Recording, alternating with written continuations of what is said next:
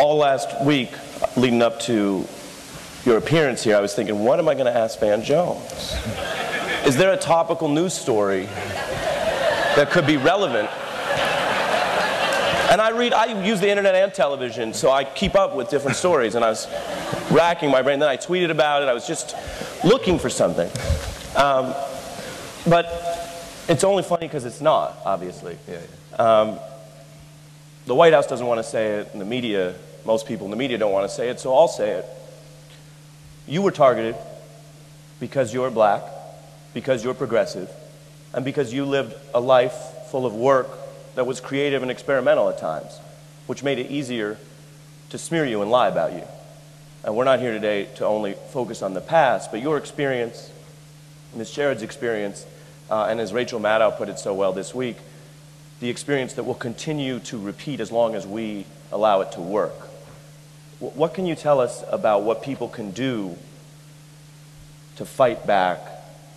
And what can the media do, in your view, having lived through this in a way that very few people actually have to suffer through? What can the media do to actually put facts first? Well, you know, first of all, I think we have to recognize that we are in a new world. And so people you know, will criticize the White House or criticize NAACP or criticize you know, different news outlets. We've never been here before. You remember, 2006 was the first election that YouTube impacted with the Macaca incident and George Allen. So we're in a world where we've taken away our immune system, the old filters, the old gatekeepers, the old Walter Cronkites. We've banished them, but we don't have new ones. And so we're in a situation where we're without antibodies. And so the information system has taken a huge leap forward, but the wisdom system has not, right? The wisdom system is not. And so you can get any data you want to about anybody at any time and do anything that you want to with it, and people are now engineering viruses and pumping them into the body politic. But we don't have the antibodies yet. And it will be a long process. There will be, what will eventually will happen, big picture, is that 5% of the country will have had an experience like mine, lost a job because of something on Facebook or whatever. Then it'll be 10%, you know, and then it'll be 15%, and then it will stop. Because enough people will have seen it and enough people had it happen to them or a friend that there will be a completely different level of wisdom that emerges in the culture and in the society. That's the long-term view. So you can have confidence in your country. You can have confidence that we will adapt as a culture to these changes in the technology. In the short term, it will be tougher because there are financial incentives to be more shrill, to be more sensational, because there are more outlets. The people who scream the loudest can be rewarded in the short term. Many of you are suffering from this as well. You don't have as many Twitter followers as you want because you're too honest, and you're not willing to put out the sensational digital breadcrumbs to try to get people to come to you. What I think I would say about the overall situation, though, is that this is a learning moment. And you're right, I had a much more colorful life than Ms. Sherrod. I mean, let's be honest, I was distinguishable as a radical leftist in the Bay Area when I was young, okay? So, That's sort of like being a dork at Netroots Nation. Exactly. I mean, you gotta get up early. You gotta work weekends to be distinguishable as a leftist, as a young guy in the Bay Area. So, you know, so sure, it's easy then to grab stuff and to make people think that I'm somebody who's scary. This woman is like Rosa Parks, okay? Like, this woman is as pure as a driven snow, and she got slimed. And so, to be clear, people learn quicker. Luckily, you know, people could find the full audio, which wasn't as easily available in my case, that kind of stuff. And the thing turned around fast. So we have a happy ending. So we have, you are the storytellers. And the way that cultures learn and grow and mature and evolve is based on stories. And so telling this story and telling it the right way with the right heroes and the right villains and with redemption for everybody, because even, you know, Ben Jealous, who's I think probably the most promising leader in America right now, made a mistake but had the courage to correct it. That's an important part of this story. So this will be a teachable moment for us going forward. And this is harder than it looks. having spent 6 months in the White House, it's a very different perspective to kind of be watching this sort of gladiator combat going on and saying, geez, I wish they would do this, I wish they would do that, why don't they say this, why don't they say that? It's totally different experience when you're sitting there and the missiles are coming over the horizon at you, at your coworkers, at your colleagues, at your own plans. And so psychologically, people forget, I quit. Like I resigned. I did not want to be a continued distraction. I didn't want to be the banana peel that the President of the United States slipped on trying to win on health care. So you got a President of the United States trying to get doctors to babies. And he needs to be talking about America's future, not trying to explain every detail about my colorful past. So I resigned. A lot of people were mad at me for doing that. I resigned. What, in the actual moment, when you're actually in the fight, the short-term policy perils are all-consuming. You're there to achieve something, and somebody's trying to stop you from achieving it. And so you sometimes think, well, if I throw myself overboard, or somebody, then it'll make it easier to deal with that. We're only just now, as a society, beginning to see in this new environment that you can sometimes secure those policy victories, but you corrupt the political culture if you don't get there the right way. That's a learning process. And so what I would say about it is continue to be tough on this problem, continue to call for more courage. But most of you are fighters who get to pick your fights. Like that's how I was, and that's how I am again. I get to wake up in the morning, now, it's the morning. What fight do I want to engage in? Do I want to fight for the victims of the Gulf spill? Do I want to fight for kids in prison? What fight do I want to get into? And then I think to myself, I'm such a tough guy because I'm a fighter, you know. I'm in there fighting all the time. It's how you guys are. We're activists. We speak truth to power, blah, blah, blah. Nobody's walking onto your front step. Nobody's walking into your yard and starting the fight. That's a very different experience. And so I want you to be tough on this problem, but also to have some sympathy for people who are still learning how to deal with a much more toxic and difficult media environment than we've seen before.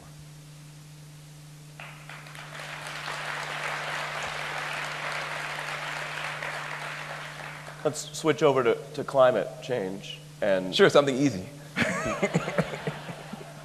Enough about right-wing distortion. Exactly. Let's talk about global warming. Exactly. Jesus, why did I come to this conference?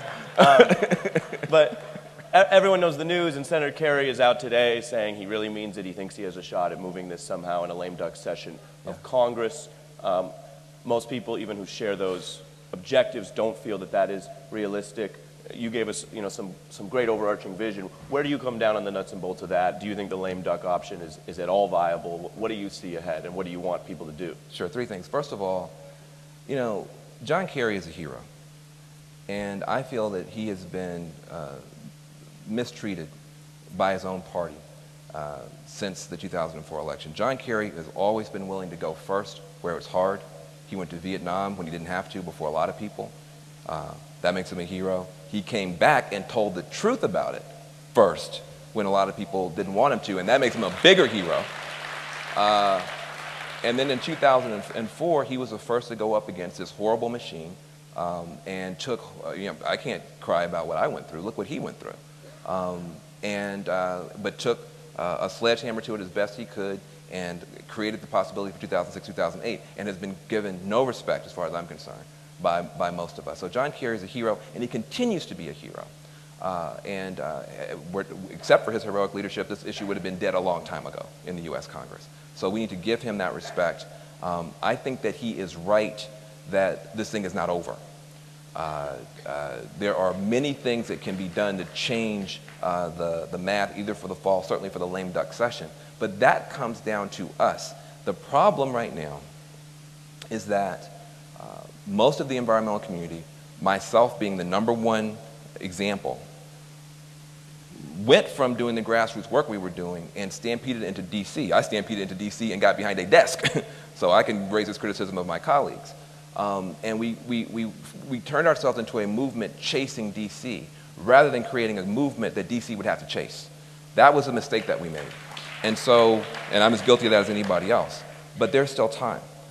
There is no other play in the American economy that has the jobs promise and the wealth promise of repowering this country. You cannot find another $1 trillion play. This is the big play. And if we don't make this play, we're going to go from importing dirty energy from the Middle East to importing clean energy technology from Asia and skip the jobs in the middle. And so we've got to actually stand up and make this a jobs issue, a competitiveness issue. And I think if we do that, there will be enough people either in the fall or a lame duck who will say, the price of not doing anything is higher than the price of doing something.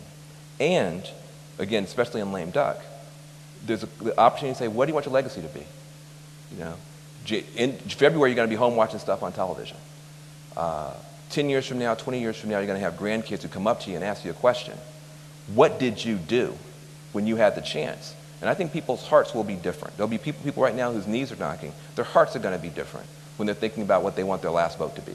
So show us the playbook. Let's say Harry Reid is reelected, let's say, and Democrats lose some seats in the House, but not control of either chamber. It would seem that otherwise it would be very hard to get any backbone going if you actually were about to hand off the reins to the other party. So in that scenario, what happens? Well, you wake up the next day after the midterms, and what happens to get that bill passed? Well, you have a lame duck session, and the two live questions still are: do you get a cap on utilities, and are you going to have a renewable energy standard? In other words, are you going to have a goal for the United States to begin to begin to power itself on its own energy, sun, wind, biofuels, et cetera, and efficiency. There is enough stuff on the table already to put that together and get it passed. You can't do the whole economy-wide thing and the whole deal, but you can do something about utilities, and you can do something about America having the right goals. So I tell you what, I meant what I said in the speech. If you go back to despair on any of these issues, it means that something fundamentally wrong with our movement. That we actually thought that we were going to win on one day in November 2008, and the credits were just going to roll, and it was just going to be the Ewoks happy. You know, it's just like it's like the end of. I mean, I don't know what people thought was going to happen. You know, Star Wars references are always good here. Good. Well, that's a good way to go. Yeah. But do you have any Lord Sith stuff? Well, I could also go with Lord of the Rings, in that I do think that people thought that this was going to be some kind of ABC after-school special, where there would be like these mean bullies, and then this kid everybody liked called Barack Obama, and he'd stand up to them, and all the kids would like him, and it would all be over. This is Lord of the Rings, okay? I mean, this is a trilogy. This is epic. I mean, these are orcs, man. They are here, and they are coming for you. So we have to be as willing to fight it through when it's hard. See, the thing about this is, you guys forget who you are. You guys get mad at the president. I can't stand it.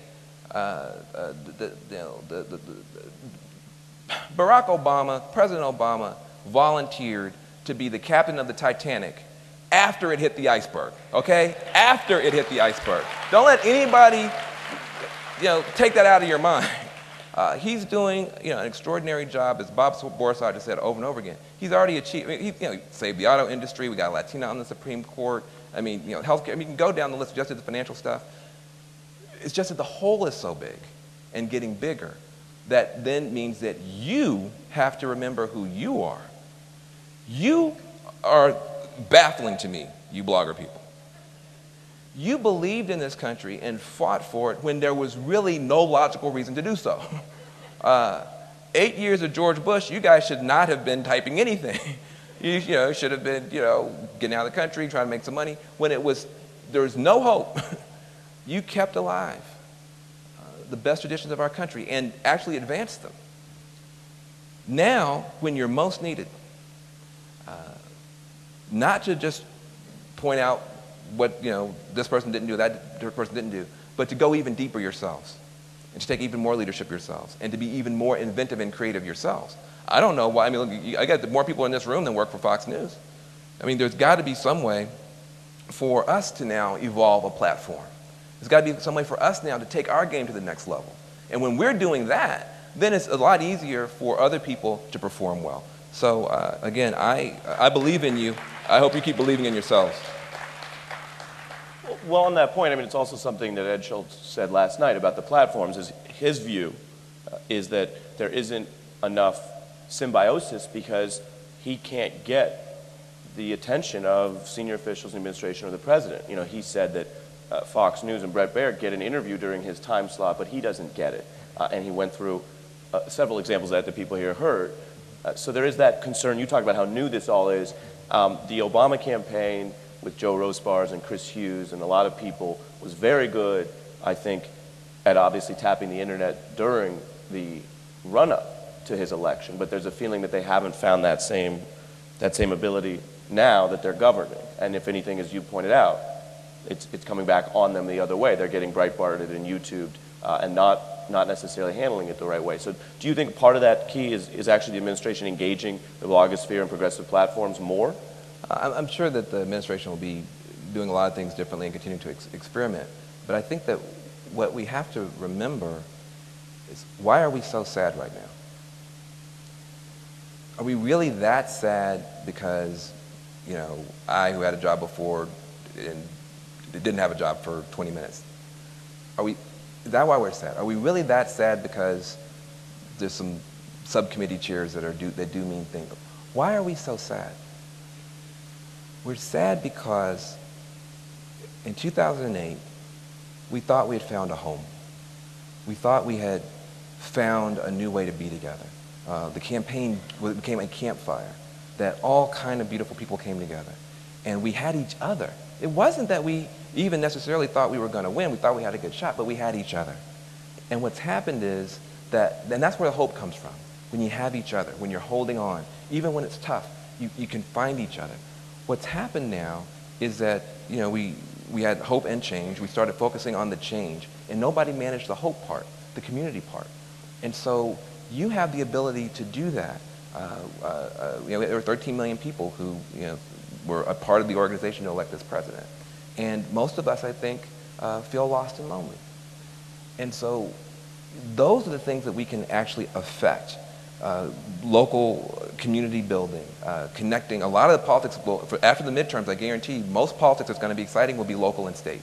DC will become even more gridlocked, even more partisan. It will be even tougher. And yet there will be, out of desperation and out of need, incredible creativity happening at the grassroots level. Incredible sacrifice and pain, but also creativity. And there's a role for this community to play in helping to knit that together. Again, taking one's eyes off of DC and turning it back toward the people and investing again in the people's capacity. Movements go up and down. They go up and down. But you don't let one of them go all the way back down through the floor. You got to start over 40 years from now. You want to put that bottom under there so you can push back up. That is the way I want us to begin to think. This is not about a presidency. This is about a pro-democracy movement that pushed authoritarians out of power in our country. We had one-party authoritarian rule in this country for 6 years. They destroyed the Constitution. They launched illegitimate wars. They were horrible people. And we had a pro-democracy movement that rose up out of the people in this room and our friends, and we pushed authoritarians out of power, and our pro-democracy movement is now trying to govern. That's hard. But it will be much more helpful for us to focus on the things we can control, like how we help and hold each other, than always talking about stuff we cannot do a dadgum thing about, which is what's happening in the White House today.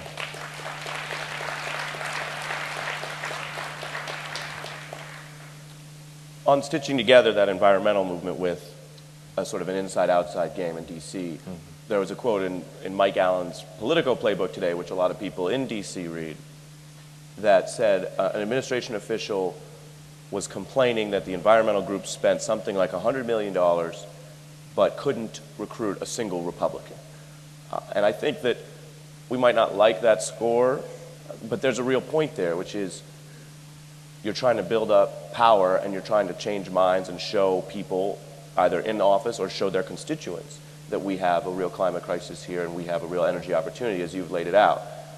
Do you think that's a fair criticism of the environmental movement in this fight here? And do you think it's viable or possible to get more Republican support with a grassroots approach?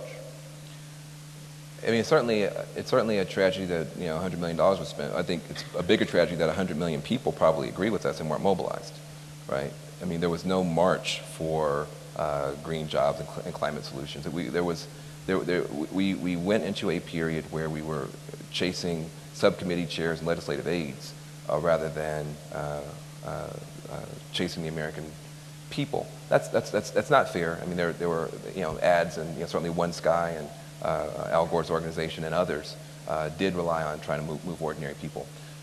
But I just think that what is the better view is to say that there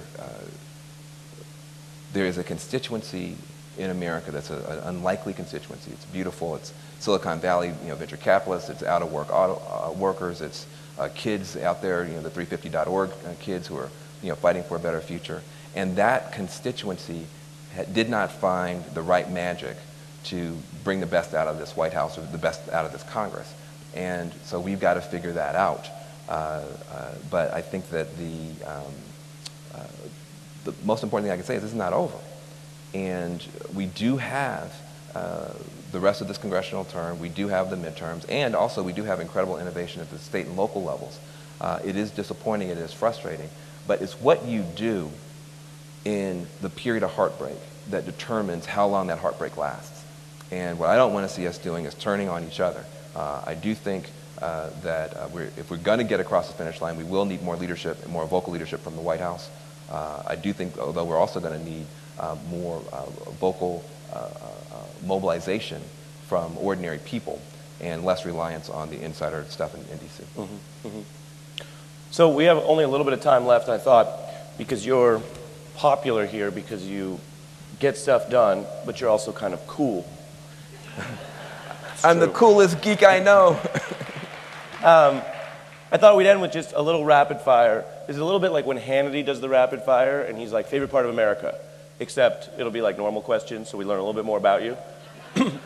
So kind of the anti-Hannity. But we'll just run through a couple things that people might be curious about. If we get anything that you don't want to answer, you don't have to answer. But I don't think it'll get that crazy. We'll save that for nighttime Vegas. So, what do you read in the morning? What do you rely on to find stuff out?